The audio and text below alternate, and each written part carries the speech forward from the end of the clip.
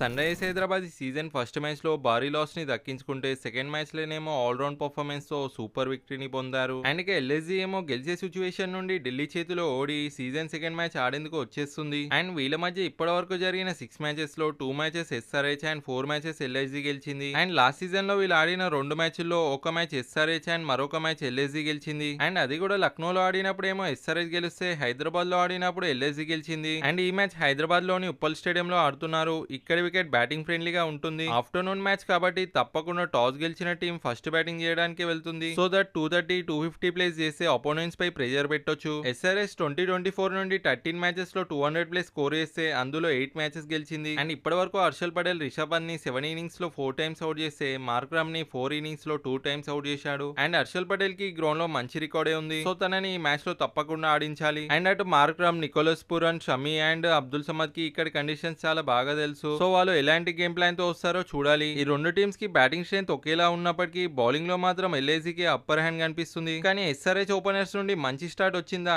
Next వచ్చే batters దాన్ని పెద్ద స్కోర్ గా మార్చేస్తారు. అండ్ నాకు మాత్రం ఈ మ్యాచ్ లో ఎస్ఆర్హెచ్ ఎల్ఏసీని డామినేట్ చేస్తుంది అనిపిస్తుంది. అండ్ మీరేమంటారో కామెంట్ లో చెప్పండి.